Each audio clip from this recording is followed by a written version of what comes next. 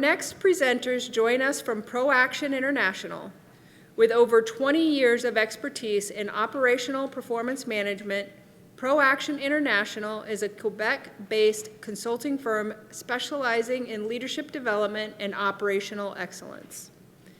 Its unique approach, deployed in North America, Europe, and Asia, focuses on coaching and training leaders and frontline managers to develop mobilizing and sustainable management skills.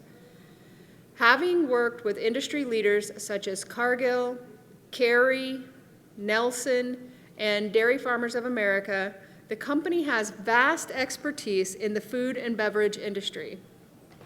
Our first co-presenter is the General Manager, USA at Proaction International. He is an operations management expert who helps organizations achieve their business objectives through sustainable growth. Over the last 25 years, he has empowered businesses to increase their revenues, analyze their performance metrics, and develop new tools, systems, frameworks, platforms, and processes to increase efficiency. Our second co-presenter joins us from Yamamotoyama, and is highly experienced manufacturing operations professional. As their VP of Operations, this speaker has a solid academic background and diversified certifications. He has worked for major American companies such as Philip Morris Guatemala, Kronos USA, Mission Foods, and United Airlines. Today, he's in charge of global supply chain management for Yamamotoyama USA. Their topic, give me a round of applause for that, people, come on. All right. Their topic today is entitled Yamamotoyama, Mastering Adaptability in Industry 5.0, One Sip at a Time. Please welcome to the stage with a warm round of applause, General Manager from Proaction International, Phil Gautran, and Yamamotoyama's VP of Operation, Luis Munoz Estrada.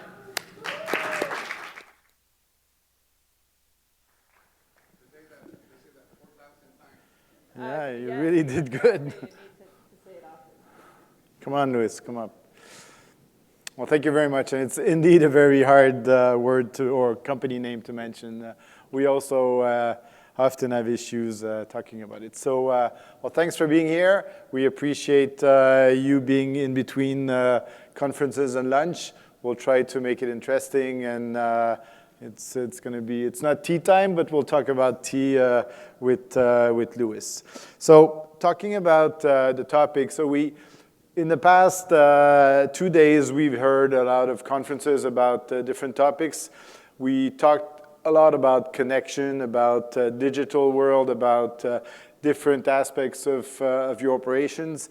And a lot of the buzzwords that came out is anything about machine learning, AI, connected workers, visibility, digital transformation. So we're very much into Industry 4.0. We're going to try to bring you forward into what's coming, what's already started to happen, and what's coming up. We're not preachers on that topic. It's pretty, the industry is changing and is recognizing limitations of Industry 4.0, and what's next, what can we talk about?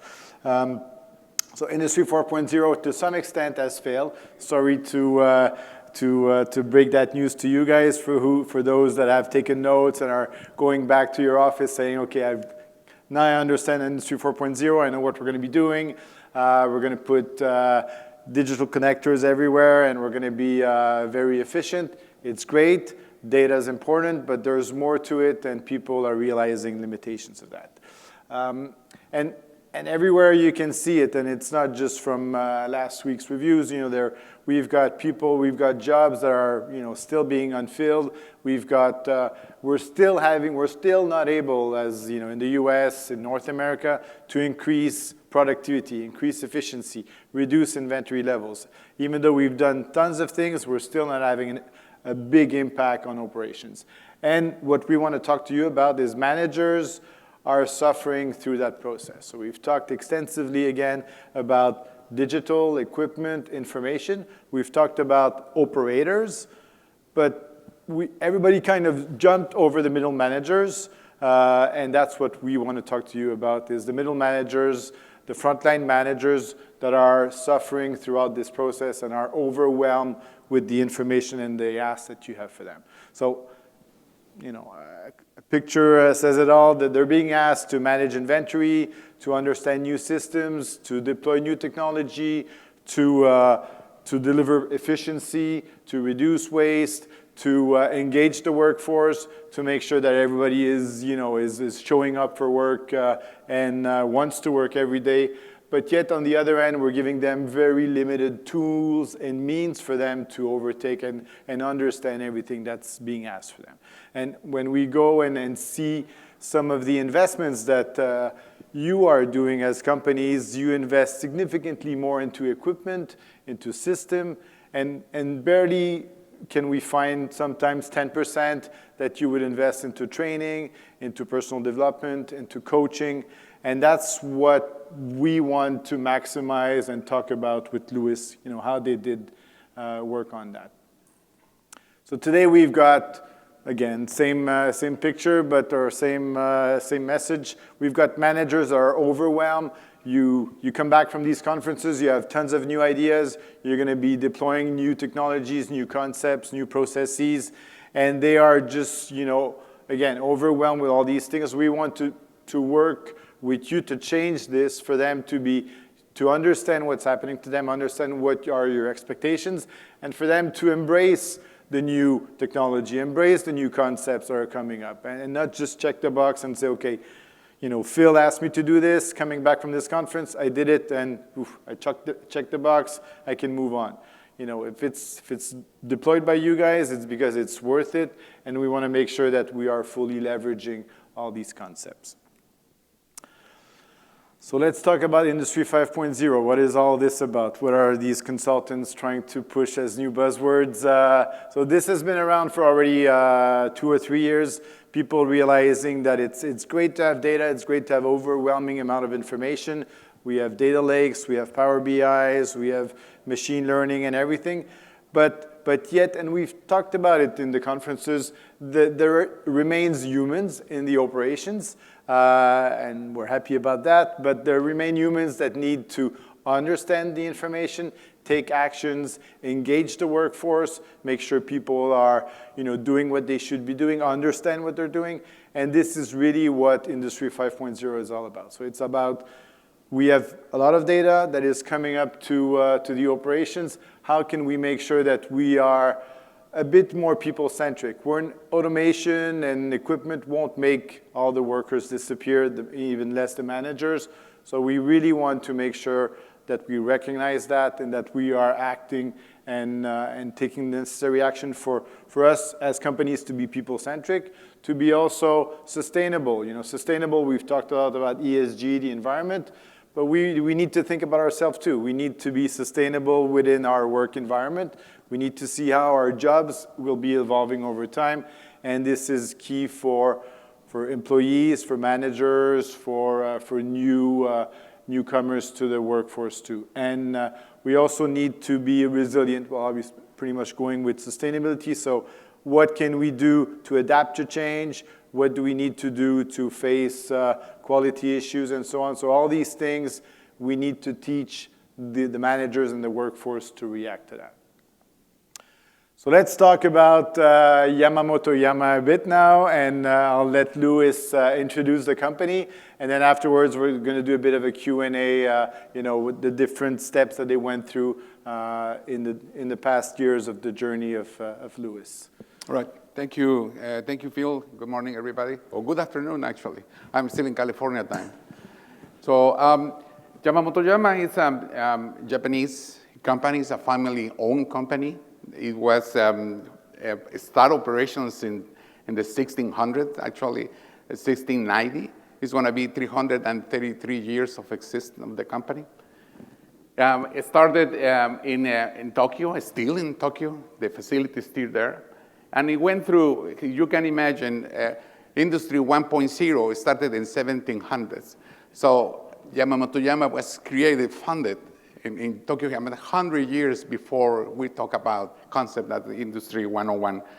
Then from Industry 101 all the way to 1980, they passed for Industry 2.0 electrification. They went to the next level, and now the point is, hey, what are we going to be doing with the next step? So we have 1690. In 1980s, or early 90s, actually, Yamamotoyama acquired a company, Stash Tea. So we have two companies, two brands, main brand Yamamotoyama, that is, we have working in tea, seaweed, and soy wraps. And we also have Stash and flavored teas. Next. On the next one, I can bring you to this one, but that's right. So this is a part of our products. All the Yamamotoyama brand is focused in some of the Asian markets here in the US and worldwide. And the Stash is basically all the North American market. We have presence in about 70 different countries worldwide. We produce that in California, in Pomona, for the US market in North America, and in Japan as well. We have some packaging for some other products. good. Well, Luis, you can maybe sit next to me so we have a bit of a discussion. So sounds good. You know, interesting enough, very old company. We're talking about Industry 5.0, so we're leaping forward compared to other companies. So it's going to be an interesting discussion. Many companies like you have deployed Lean. You know, we've talked about the Toyota production system. So obviously, Japanese companies are doing things that are interesting and that we've tried to sometimes copy. Sometimes well, sometimes not as well. But so let's try to learn from your experience, having now working for a Japanese company, but having worked for other companies as well. So maybe tell us about, what were the big differences when you joined Yamamotoyama compared to working with United Airlines, for example, or other companies? Well, working with United Airlines, I was responsible for all the catering operations from Denver. The operation was about 600 employees in just in that facility. At that time, I was assigned for that facility as the most complicated facility because as you might imagine, at 1 minute late for a plane to take off, it's a lot of money that the companies are losing, right? So, and this plant in Denver was the most, probably had the record of being the plant or the facility with the most of the delays in the Denver facility. So the challenge was how we can fix that. The first step in general was exactly that, start analyzing the process. We went to Industry 3.0. They started putting some KPIs in control, having our employees, our management addressing that process. It's just the address of the routines, what our managers and leaders are going to be doing. I use a lot of Gemba work, so I normally stay in the facilities. I work with my operators. I feel what they are feeling every day. I listen to them. I see what is going on. So that part of the process, it helped me to understand that sometimes leadership, not sometimes, all the time, leadership is critical of the operation, and we need to take care of that. So when working in United, that was the process. 600 employees, one plant. After 6 months of developing the tools that we are looking for, there was a very successful in Denver. We were able to jump from being probably in the from 140 different catering operations worldwide to being in the top and bottom to being in the top few. So the question is, what are you doing in Denver, right? Well, talking to leaders, developing our leaders. So from there, we went to then a new assignment. We're responsible for the whole U.S. catering operations with 5 different facilities in Houston, in New York, in Hawaii. We have the other one in Ohio, in Cleveland. And the last one was in Denver, the one I was there. So a lot of travel, that's for sure. But the question that when I did my first assessment was the same situation. It's about people. It's what are we going to do with that? The difference now is that I'm moving from one facility to 5 different facilities, from 600 employees to 3,000 employees. So the question is, how can I do the same thing, but now in this huge scale up of the process? The solution, and it has to be quick, right? We're able to make it in 6 months. How we can do it in 5 with 3,000 employees in about 6 months as well, or a year, right? So looking into that. And for me, it was very, that's when I had the introduction to field and the team and the U-track methodology and the Proaction method.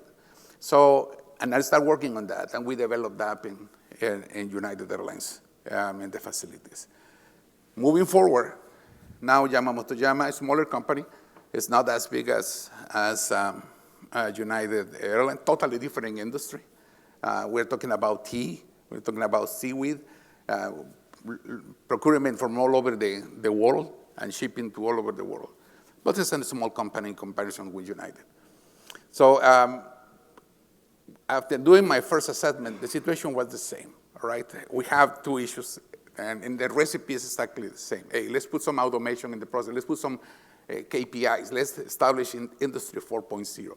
So we started putting all the KPIs, we started putting the goals, we started establishing a system, educating our team, SOPs, and creating all this sea of information coming to our leaderships.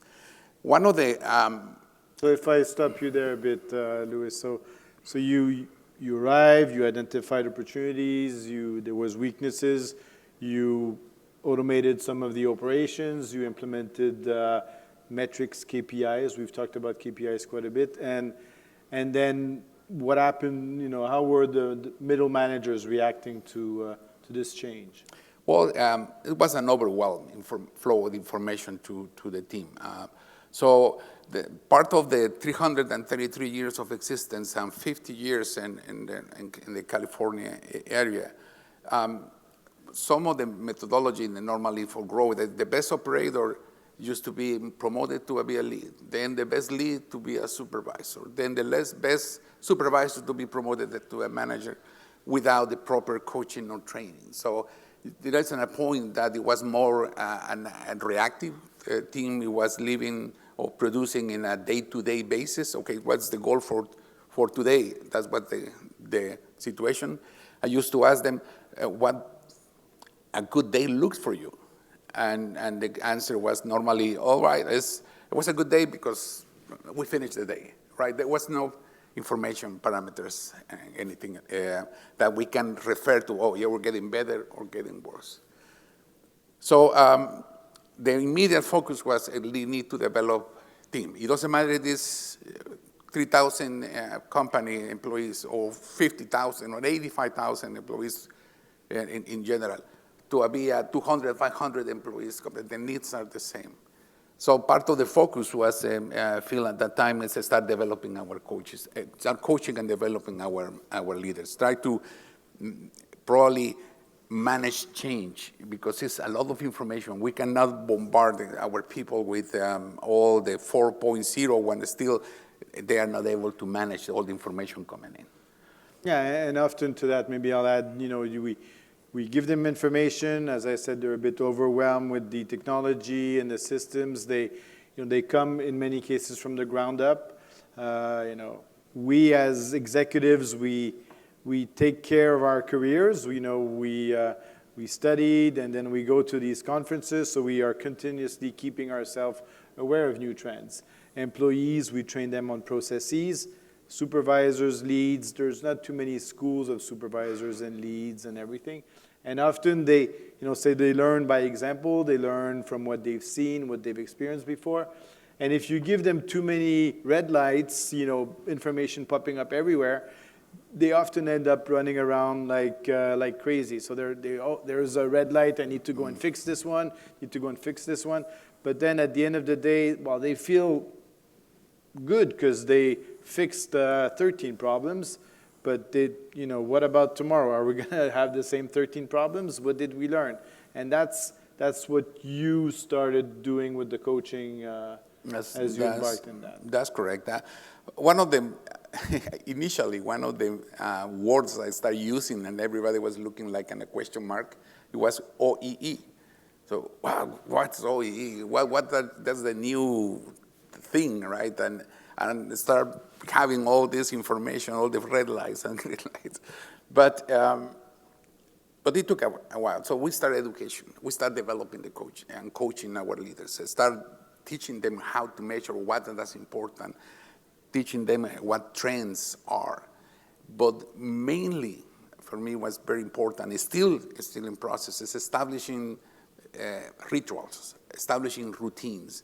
So instead of being a reactive action in day-to-day, is to be in a proactive action of, hey, what are we going to be looking to the future? What I have to do today before something happens? And that has been changed.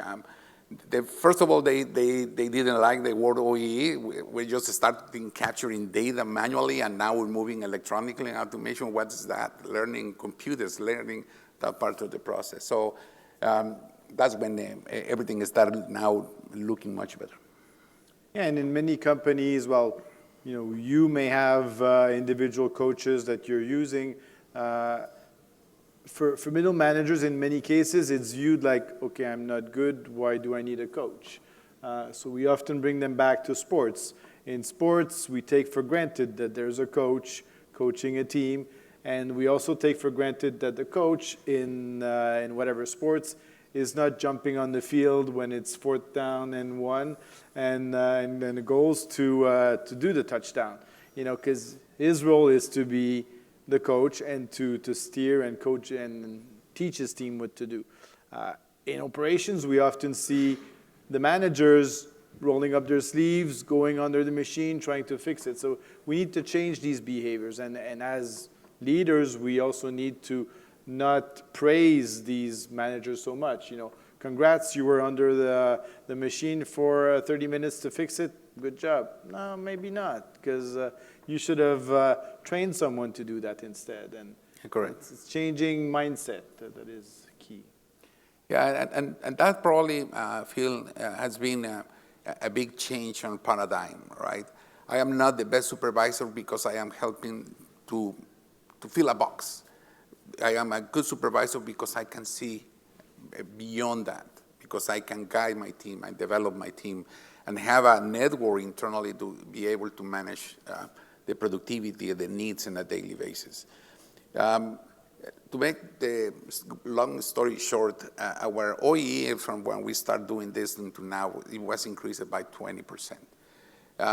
And doing nothing else than managing our people, our leaders, and guiding them to the right direction. Instead of doing, what they are doing sometimes, don't get me wrong, the Gemba is part of that, but no as a day-to-day operation. It's a Gemba and a participation to learn, and after that, to execute. And keep routines, because if we are not able to do it, it's difficult. Create the mindset. I'm going to be checking. I'm going to meet with my team at 7:15 in the morning, and after that, I want to have that part of routine. And the system we are using at this point, it's also give us reports of how well our supervisors are complying with those routines. How are they doing it? So we can monitor, hey, something is going on here. This is not happening, or the performance or the attitude. So we can also create an accountability leadership level that we were not able to do it. Or in order to do it, we had to do a lot of manual process. Not that I want you to change company, but let's say you were to do things differently with Yamamotoyama or another company. Do you have any advice for the people in this room of things, of steps, of speed, how to convince also your CEO or your boss of the value of investing in people? Right. Probably the only thing that I will change is probably create more time to execute. I think change management is the critical part. When you start just moving from, let's say, a company, a legacy company for this many years, family-owned, they're doing the same thing with operators and managers that have been with the company for 40 years. And the average was about, when I get in, it was about 25 years in people's in longevity working for the company. So it was a shock in general. Oh, wow, wait a minute, with all this information coming in. So, and it was like at the beginning a shock. So I had to step back a little bit, start reassessing all the organization, reviewing the structure, the teams, skill set, capabilities, start reorganizing in a way that, okay, they are very strong in some areas, but weak in other areas, so how we were building the teams in order to support that. So I stopped the conversion to 5.0 for a while, until I have the right structure supporting the team, and reinitiated the process. And now I see that progress coming in. That means even the leadership level, that when we are hiring new positions, we are combining between employees that have know the process, and that's the only company they have worked the whole life, to now having individuals coming with different backgrounds and supporting and combining both. So it's probably a lesson I learned, and it happened the same in United, right? You see at the beginning it was a big change. However, the company was more automated, so it was easier to manage with 3,000 people, the process. But when they are smaller companies, you have to be also cautious of that. Yeah, and we've all gone through change. Change takes time, and well, it's easy to throw a ball once and be lucky and be good at it, but for it to become a reflex, it takes time, as you said. And there's emotions.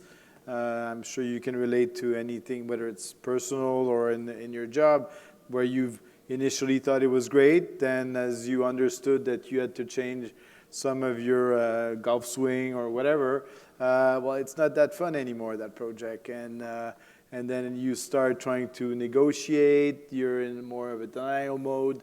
And it's only when you see the results of what you're doing that you embrace change, and you can become a change agent. And it's tough in companies that haven't changed for a while or have long-term history of doing the same thing. I can imagine that it was an interesting challenge. Yes, and still, sometimes in my team, my senior managers, I mentioned that one of them just turned to be 44 years of tenure in the company. And they still, why are we doing this? Right? It was we were doing for 50 years. Hey, yes, let's try something different. So let's get into that and have those leaders now driving all our rest of the workforce in a way that they feel they are motivated, that they participate, that they engage the change, right? And so when we are focusing as a team and our leaders, we are focusing in the rest of the organization, because if I want to have happy employees, I have to have happy leaders. If my leaders are not there to support the team and they don't know what to do, then our employees are motivated. Most of the complaints I've heard in my career are the same thing. Oh, my supervisor is not listening to me. He's not doing the right thing. It's how we can do it. So that's what we are looking for. Normally, employees, as they say, they don't lead the company. They lead the supervisors. They lead their leaders. So in order to teach our leaders in a way that they can manage the process in a very organized way, a structured way, has been very, very good for us. Thanks. We're down to 8 minutes, so maybe let's open it up for questions or similar stories about what you've gone through. And maybe a challenge. See who can say Yamamotoyama very quickly. So just have a question from a smaller food and beverage company. Think 40,000 square feet plant, a shift with 30 people. Okay, and we've tried to implement new processes, and we've got a lot of progress with like accountability with the team, especially the leads and the supervisors and so on. It's been really good, but one of the things I still find is as an owner of a company, when I go into the plant and I look at how the team is behaving, one of the challenges I find when it comes to leader standard work, this idea of like just checking the boxes, like, did you provide feedback today to your team? Well, yeah, I provided feedback. Okay, well, what does that look like? How How did you speak to how did you solicit feedback from your operators, et cetera? So when you're looking at that kind of that leader, supervisor level on the floor, what kind of behaviors or attitudes do you look for, do you coach against to see whether it's standard work checking the boxes or it's standard work getting the work done? Yeah, thank you for your question. It's a very good question, as a matter of fact, because we had discussed that with my leadership team in general. What we are looking for is for them not just to check the box. We can see it, and sometimes, statistically speaking, everything is perfect. It cannot be, right? So you can see that. But we are looking for, okay, when something happened in the process, let's see what could happen. Let's take pictures. Let's create reports. Let's see what you're thinking. What is your findings in the process, and create the solution. So we are going to actively looking for what is, instead of checking the box, is to go and look internally. And the other part is we create a link between the leaders and the operators. So our operators understand it's responsibility of the leaders to take care of them, to take care of the safety concerns. So when we walk the facility and the routine we define it, they have to be looking for any safety concern, any food safety concern that they may have, and anything that it's part of the normal operation, our GMP's policy. So it's in the structure that they have to be looking into that. Normally, I expect to find some issue, even one, it's going to be, but everything is perfect. I have to do my Gemba work, all right? So it's impossible to be perfect. And maybe what I would add to, you're checking the box, we call it the mechanical state, pretty much where, you've been told what to do, the boards are on the walls, the checklist has been printed, and you are just checking the box. And our coaching often is, okay, you showed up to the meeting and you reported your 3 metrics that you have to report, 12, 16, 20. But 12 should have been 18. And therefore, there's a 50% gap on your performance. Are you aware of that? One. What are you doing to make sure that tomorrow it's not 12, but it's getting closer to 18? Have you taken any actions during your shift to make the next shift better, to set them up for success? So that's how we want to coach them. And you, as the owner who's more passionate and you know the answer, come on, guys, you should do 17, and that's how you're going to get to 18. We also coach you to sometimes let go, sometimes ask people to provide you with solutions instead of always be the one that's pushing solutions to them. So it's a balance between the leader and the participants of any meeting. And as we do that, we grow the entire skill set and leadership skills of the people. But it takes time. It's not easy. Yeah, and I think one important concept is I have my own routine. So I have to go to the floor. I have to, part of my routine, I check with my operators. I check with my sanitation team, what the situation is. So I always, Gemba works, I always see, I always listen, and then it makes sense what I am seeing with the checkbox compared with what I am hearing, listening, or the results that we're receiving. And when it's not matching, I have to review it and then have this discussion with the one-on-one with my teams when it's needed. Hi, I'm going from a small company and a very large one, so I work with Nestle. Definitely, I understand the overloading of our middle managers and supervisors. One question for you, have you noticed any differences between generational? So like an older coach that has a lot of experience, how would you develop a younger coach who's like Generation Z? Do you see a difference between the generations on how they coach?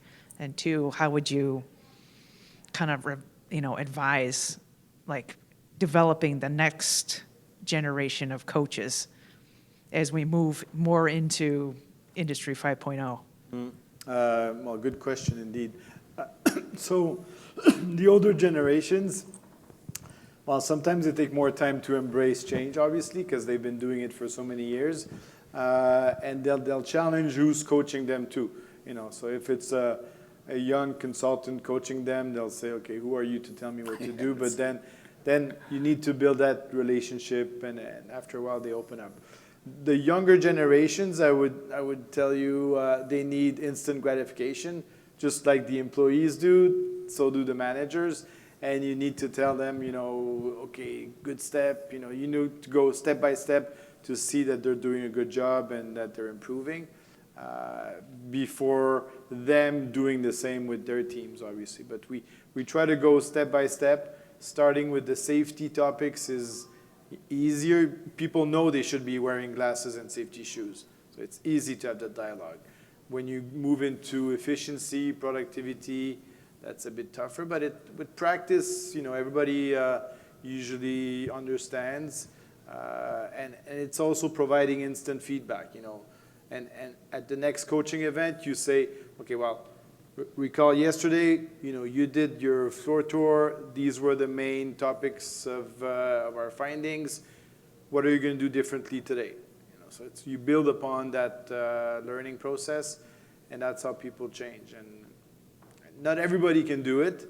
Typically, in our projects, we'll say 5% of the managers don't make it to the end because they either realize that, you know, you promoted me to that job and I said yes 2 years ago because I was the only one that was pretty much able to do it.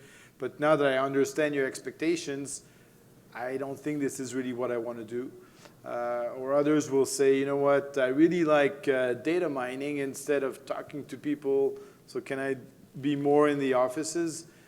So sometimes people will come to you and say, I'm not comfortable in that position. Right? Younger and older generations, pretty much the same.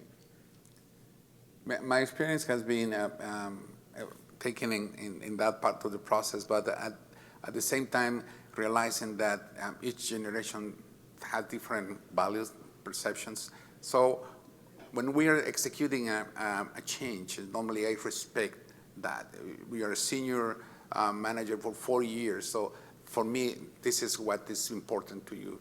Young generations are, okay, they want quicker gratification, but they are active, they're moving solutions, they are getting it quicker. So normally we combine, in my process, we combine solutions, but always with coaching and guidance. We cannot let them alone. We have to be that coaching part of the process until they learn to work together. You have a question? No? 1 minute. We're done.